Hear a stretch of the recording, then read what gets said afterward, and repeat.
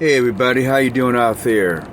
All right, we're going to shout this one out to try to help everybody out.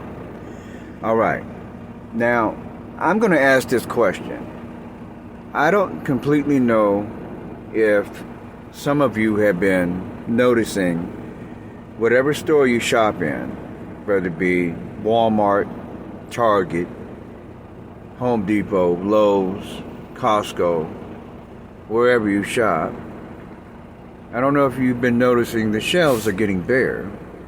And maybe some of the aisles that you shop at, you go down those aisles, you notice that the shelves are completely empty in some of those aisles. Well, I wonder how it's affecting us. Have you ever thought about that? Or maybe you don't really think about it at all. Maybe you think that everything's going to be okay, everything's going to come back, we're going to be back to normal. Well, in my opinion, I really don't feel that we're going to be back to normal. But anyway, since we see what's going on, and I hope that some of all of y'all see what's going on as well, I want to be able to help you with some tips. Now, some of you may have already done it. Some of you may have thought about all this in preparation to stock up, to prepare, to get your pantry ready, to get your goods all ready to go. But then there's some of us that don't know exactly where to go and just what to stock up and when. Well, I'm going to answer the first question.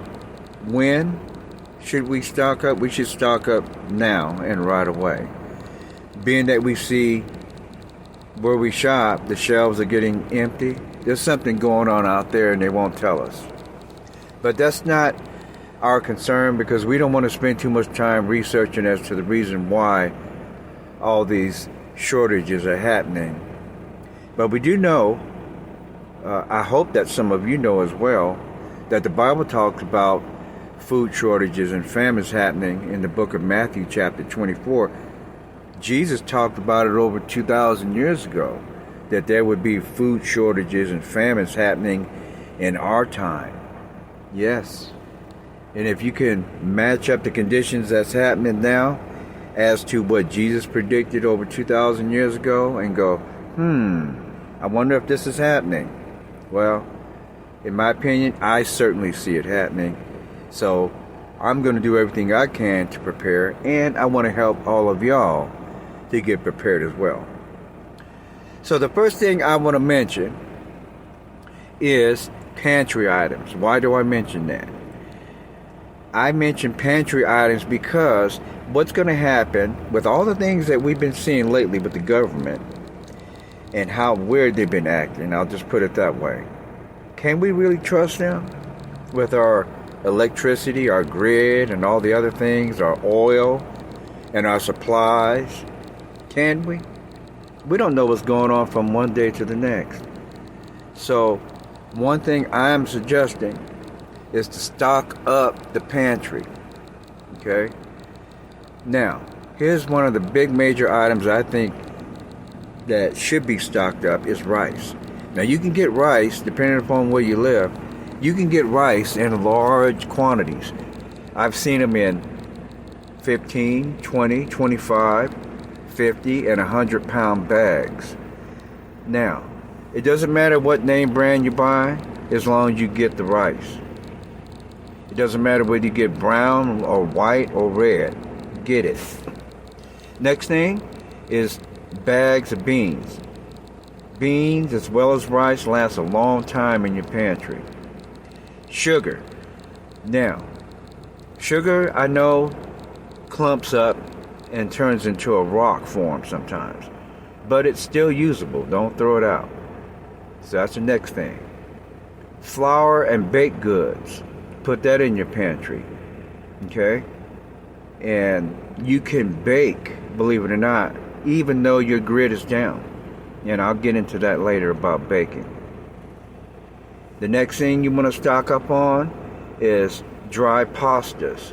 Maybe some of y'all like elbow pasta, or maybe you like spaghetti pasta, or maybe you like those thicker spaghetti noodles that they make, what do you call, I remember beef stroganoff, those kind of noodles. And you can also stock up on dry soups in the packages before they disappear. Instant. All you need is water, hot water that is. And you can stock up on bouillon cubes if you want to make soup. They can come in cubes or it can come in a powder form. Next thing is I suggest is freeze-dried items. Now these freeze-dried items come in peas, corn, carrots, whatever vegetable that you can find freeze-dried, it'll come in that. And also, believe it or not, freeze-dried items come in the form of meat, like chicken and pork and beef, and also fish. Those are other items that you can stock up in the pantry. And whatever else you can think of. Now, some of the items that might draw bugs will be flour and pancake mix and maybe some of your cornbread mix, but you can still stock those up and you can use them. Shelf life, I'm not too sure. Now, a lot of times what you can do, if you have it or if you feel like you want to spend the money on buying it, you can actually vacuum pack some of those baked goods like your flours and your cornbread mixes and your pancake mixes in those heavy vacuum bags, because the more air that you have in there, the faster that it's going to spoil, as you know. Alrighty, let's see what's next. And I've also seen in the stores, now for example, if the juices, your favorite juices runs out, orange juice, apple juice, and all those items run out and you can't find them, I've seen those small packages of 6 to 8 ounce little tiny rectangle sized packages, okay? They go in a glass of water, okay, and they make great for your backpack, your bug out bag, or whatever you're using, or just your pantry. And also, don't forget the major item, water. Now, a lot of y'all are saying, man, you know, I've been around and shopping and I've seen water just really getting scarce. And sometimes, especially now, Costco and Walmart, they're rationing out water. Okay? So, what do we do? What happens if you can't simply find it? We have a grid down situation, you need to cook, you need water. But here's what I'm suggesting. You have to get on down with the get on down, as they say, and use the faucet water. I know that sounds bad, right? All the stuff that we've been hearing that comes out of the faucet water. Well, believe it or not, what you could do before that even happens, Lord willing, go wherever you feel comfortable, Home Depot, Walmart, Target, whatever, or maybe your favorite hardware store, and get yourself a water purifier system. Okay? And purify that water. I recommend having that. It's a must-have. So don't forget that. And one other important thing. If the grid goes down and you can't cook, and also if the grid goes down and your refrigerator is not working anymore and you can't freeze your food and all your meat spoils, well, you can go down right now and still find those emergency camping stoves. Sometimes you can find those pocket stoves by Coleman and Coughlin, and they have the little burner cubes that go with them. Or you can get those foldable Coleman stoves that also fit in your backpack or bug out bag or your car or truck or whatever. And it comes with a little tiny propane canister. And sometimes you can find them in the butane canisters as well. Also, believe it or not, you can also cook in your backyard or front yard or whatever with bricks. I've seen this on YouTube. You can make yourself a rocket stove. This rocket stove will not only be able to cook for you, but you can also bake with it as well. That's right. So even if your oven don't work inside the house or your apartment or wherever you may be, you can build yourself a rocket stove. And I've seen it. They suggested all you need is 25 lightweight bricks, not those real red heavy ones or those mason bricks, but we're talking about the real light ones that are fire resistant, ones that you can make an actual oven out of. And you can actually, believe it or not, they said that you can carry these bricks in your car and it won't weigh your car down. And all you need is 25 of them, and it gives a precise description on how to make a rocket stove. It's really easy, really simple. Google it, excuse me, or look it up on YouTube, and you'll see under rocket stove different versions of how to make these emergency cooking apparatuses. All right. And one other important thing I suggest, after getting that pantry stocked up, after getting that water situation handled, and after preparing for a possible grid down situation by getting your emergency stoves and your propane gases and your butanes, another thing I suggest is getting your bug out bag system set up.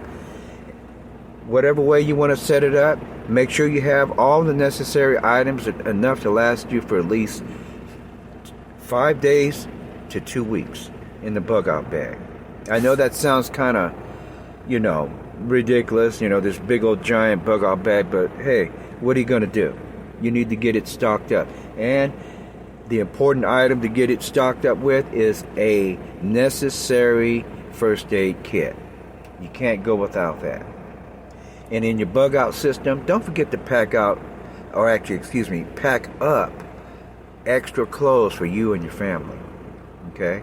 You may want to stock up and get some sleeping bags. You may want to get a tent for maybe yourself or maybe other family members. Those small items can fit in your car, truck, or whatever you have. And don't forget emergency blankets. Okay?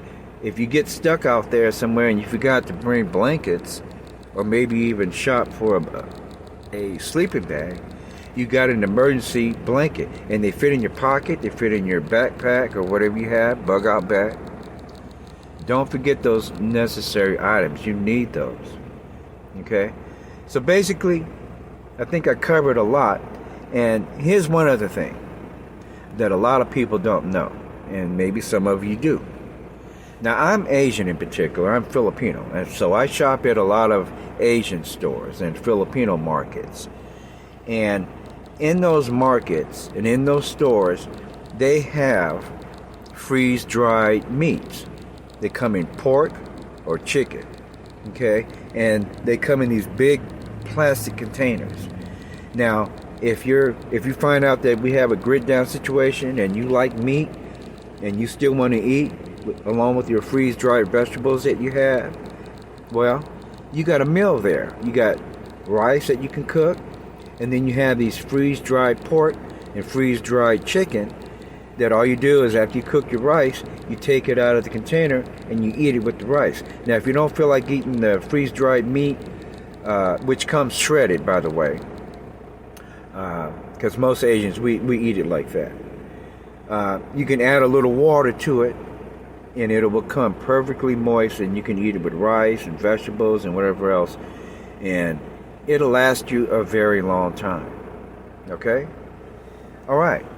And let me see. Oh, yes. We see the gas prices rising, don't we? I mean, they're really, really rising. So, I suggest keep your travel limited, but if you have to travel, keep your fuel tank full. Because you never know where you're going to get stuck at.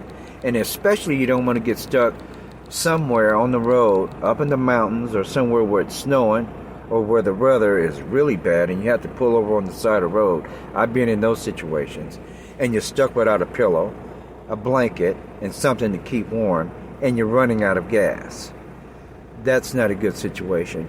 And you don't have food in your car to eat while you're waiting for the weather to clear up or help to arrive. So you don't want to do any of those things. You want to be well prepared. Well, all right. I hope that's helped all of y'all, because I know it helps me. I have to always stay on top of things to remind myself to be doing things. So All of y'all be safe out there.